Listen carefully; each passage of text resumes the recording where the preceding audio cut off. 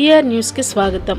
36వ జాతీయ రహదారి భద్రతా మహోత్సవాలలో భాగంగా బుధవారం కందుకూరు నియోజకవర్గం ఉలవపాడులో ట్రక్ ఆటో యూనియన్ మరియు ఆటో డ్రైవర్ సోదరులకు రహదారి భద్రతపై అవగాహన సదస్సు కార్యక్రమాన్ని ఉలవపాడు గ్రామంలోని మండల ట్రక్ ఆటో వర్కర్ యూనియన్ కార్యాలయం వద్ద కందుకూరు ప్రాంతీయ రవాణా శాఖ అధికారి టీవీఎన్ లక్ష్మి ఆధ్వర్యంలో నిర్వహించడం జరిగింది.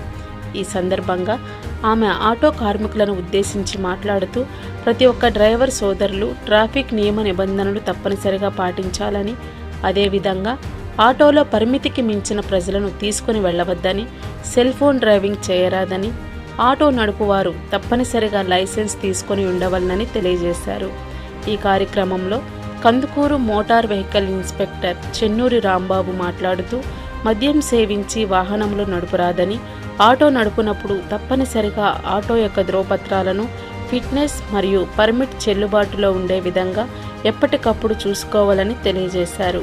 ఆటో సోదరులకి డ్రైవింగ్ లైసెన్సు, మీ వాహనములకు సంబంధించిన ఏ సమస్య ఉన్నా నేరుగా మా కందుకూరు ప్రాంతీయ రవాణా శాఖ కార్యాలయానికి వచ్చి సంప్రదించి మీ వాహనంకు సంబంధించిన పని చేయించుకోవచ్చని ఆయన ఆటో కార్మికులకు తెలియజేశారు. అనంతరం ఉలవపాడు మండల ట్రక్ ఆటో యూనియన్ కార్మికులు కందుకూరు ప్రాంతీయ రవాణా శాఖ అధికారి టీవీఎన్ లక్ష్మికి, కందుకూరు ప్రాంతీయ మోటార్ వాహనంలో తనిఖీ అధికారి చెన్నూరి రాంబాబుకు శాలువాతో సన్మానించి షీల్డ్ ఫోటోను అందజేశారు.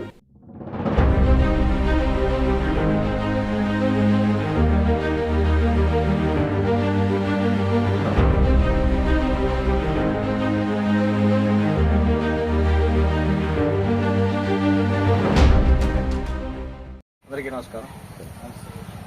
ఇప్పుడు ఈ జాతీయ రహదారి భద్రతా మహోత్సవాలు 16 నుంచి ఫిబ్రవరి 15 వరకు ప్రతి సంవత్సరం ఎందుకు చేస్తారంటే ఈ ప్రజల్లో అవగాహన కల్పించాలి, తద్వారా ప్రమాదాలు అరికట్టాలి, దాని ద్వారా మరణాలు తగ్గుతాయి అని చెప్పేసి సంకల్పంతో ప్రభుత్వం ప్రతి సంవత్సరం చేస్తారు. ఎందుకు చేస్తారంటే ఈ జనవరిలో జరిగింది మళ్ళీ డిసెంబర్ వరకు మీరు తూచా తప్పకుండా పాటిస్తే మళ్ళీ జనవరిలో మళ్ళీ ఉంటాయి, అట్లా ప్రమాదాలు అరికట్టాలన్న సదుద్దేశం. ముఖ్యంగా ఇప్పుడు ఎల్జీవీ సోదరులు ఉన్నారు, అందరూ డ్రైవర్ సోదరులు, ఏదైనా కావచ్చు యాక్సిడెంట్ రిపోర్ట్ ఇంకొకటి జరుగుతుంది. అట్లాగే చట్టాలు కూడా చాలా ఎక్కువగా చలానాలు అవి ఉన్నాయి. మీరు అనవసరంగా ఇబ్బందులు పడి ప్రమాదాలకు గురి కావద్దు. పొట్టవాసం తినాల్సింది గవర్నమెంట్కి చలానా కట్టే పరిస్థితి వస్తుంది. శృతి మించకుండా ఆటో డ్రైవర్లు అయినా సరే 20 మంది 30 మంది చూస్తూ ఉన్నాం, అంతమంది ఎక్కకూడదు. మనం 4-5 ఒక బిర్యానీ తింటే తినగలం, 2 బిర్యానీలు తినగలం. ఏదో ఆశ 10 రూపాయలు వస్తేనే ఎక్కించుకుంటారు, తద్వారా లేనిపోని సమస్యలు కొని తెచ్చుకోవడం, ఇబ్బందులు పడటం జరుగుతుంది. మన గవర్నమెంట్ వారు నిర్దేశించిన ఈ యొక్క జాతీయ భద్రతా రహదారి భద్రోత్సవాల అవగాహన సదస్సులు మనం ఎందుకు పెడుతున్నామంటే కనీసం కొంతవరకైనా మార్పు వచ్చి సమాజంలో కొన్ని ప్రమాదాలను తగ్గించడంలో అవుతామన్న ఉద్దేశం కొద్ది చేస్తూ ఉంటాం. నేను మేడం ఎంత చెప్పినా అది కాదు, మీరు అనుకోవాలి. కుటుంబ పెద్దగా నా ఇంట్లో ఎవరికి వాళ్ళు అనుకున్నప్పుడే అది సాధ్యమైంది. నేను ఎన్ని కేసులు రాసి ఎంతమందిని మార్చగలను? అది కాదు, ప్రతి వాడు అనుకోవాలి. నా కుటుంబంలో ఎవరు క్షతగాతులు ఉండకూడదు, ఎవరు ప్రమాదాన్ని బారిన పడకూడదు అన్నప్పుడే మాత్రమే 100% సక్సెస్ అయితే మనం మెరుగైన సమాజం నిర్మించగలం. తప్పకుండా అందరూ ఈ నియమాలు, రహదారి నియమాలు, భద్రతా నియమాలు పాటిస్తూ అందరికీ లైసెన్స్ కావచ్చు, లేదా రిజిస్ట్రేషన్ పరంగా ఎఫ్సీలు కావచ్చు, ఇన్సూరెన్స్ కావచ్చు, పొల్యూషన్ కావచ్చు, అన్నీ పర్ఫెక్ట్గా పెట్టుకోవాలి. ఏ చిన్న ప్రాబ్లం ఉన్నా కానీ కొర్రేస్తారు వాళ్ళు. మన వెనకాల ఉన్న వాళ్ళకి మనం ఇబ్బంది పడాల్సి వస్తుంది. అందువల్ల అన్ని డాక్యుమెంట్స్ చేయించుకోండి. మేడం గారు కూడా మంచిగా మొన్న వచ్చారు, 4 నెలలు అయింది. మీకు ఎఫ్సీలు కావాలన్నా ఏం కావాలన్నా రండి, ఉలవపాడు రండి, కందుకూరు రండి, చేయించుకోండి. హ్యాపీగా అండి, అందరూ మా సేవలు వాడుకోండి. కానీ ఒకటి, మీరు ఆ బండిని పర్ఫెక్ట్గా ఉంచాలి. అంటే అవకతవకలు ఉన్నాయి, మనం చెయ్యాలి, తప్పదు. మీరు ఖచ్చితంగా చక్కగా ఉండాలి, బండి నీట్గా ఉండాలి. ఎఫ్సీ ఎవరు చేశారా అన్నట్లు ఉండాలి.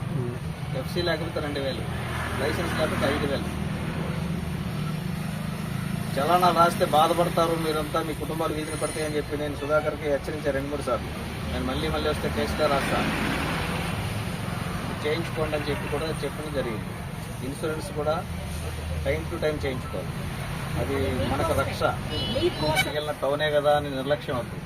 హెల్మెట్ ఖచ్చితంగా పెట్టుకోమని ఖచ్చితంగా హెల్మెట్ పెట్టుకోవాలి. ప్రతి ఒక్కరికి చెప్పండి. మనం ఎంత జాగ్రత్తగా వెళ్ళినా ఎదురొచ్చేవాడు మనకు పొరపాట్ల మీదకి రావచ్చు, ఏదైనా జరగచ్చు. జరిగినా మనం తలను కాపాడుకోగలిగితే ప్రాణాలను కాపాడుకోగలం. అది పక్క లైనే కదా, లేకపోతే పక్క ఊరే కదా అనుకుంటే మీరే ప్రమాదంలో పడిపోయేది. ఏం కాదు, ఎవరైతే హెల్మెట్ ధరించకుండా వెళ్తారో వాళ్ళకే ప్రమాదం జరిగింది. ఎక్కువగా హెడ్ ఇంజురీస్తో ప్రమాదాలు జరిగి ప్రాణాలు కోల్పోయిన వాళ్ళు ఎక్కువగా ఉన్నారు. తల పగిలి అదే కాళ్ళు చేతులు ఇరిగినాయి అనుకోండి, ఫర్ ఎగ్జాంపుల్ సంవత్సరంలో కనీసం రెక్టిఫై చేసుకొని కాస్త అతుక్కొని ఏదో మనం మళ్ళీ మనుగడ అయితే ఉంటుంది. అదే హెడ్ తల పగిలితే ఉంటుందా? అంతే సంగతి. సో అందుకోసమే ఏ 15 కిలోమీటర్ల యువతల 15 కిలోమీటర్ల అవతల అని ఏదో జడ్జిమెంట్ వచ్చిందని కాదు, మీ సేఫ్టీ కోసం, మీ తల పగలకుండా. మనం ఎప్పుడూ ప్రమాదం వచ్చిద్దా రాదా అని మనకు తెలియదు. ఆ సిచ్యువేషన్ బట్టి వస్తుంది, సిచ్యువేషన్ డిమాండ్స్. కాబట్టి మనం భద్రంగా ఉండాలిగా. ముందుగానే మనం భద్రంగా ఉన్నాం అనుకోండి, ఏ ప్రమాదం రాదుగా. మన నిర్లక్ష్యమే ఎముడికి ఆయుధం అండి, గుర్తుపెట్టుకోండి. ఇది మన నిర్లక్ష్యం ఎముడికి ఆయుధం. అది గుర్తుపెట్టుకుంటే జీవితాలు బాగుంటాయి, సంసారాలు బాగుంటాయి. అర్థమైందా? Right. So thank you so much అండి. అందరూ ఇట్లా చక్కగా ఇలా ఉండి సమూహంగా ఉండి మన బాధ్యత నిర్వహిస్తే చాలా బాగుంటుంది. నాకు చాలా సంతోషంగా ఉంది అందరూ వచ్చినందుకు. మరొకసారి అందరికీ కూడా ధన్యవాదాలు తెలియజేసుకుంటున్నాను.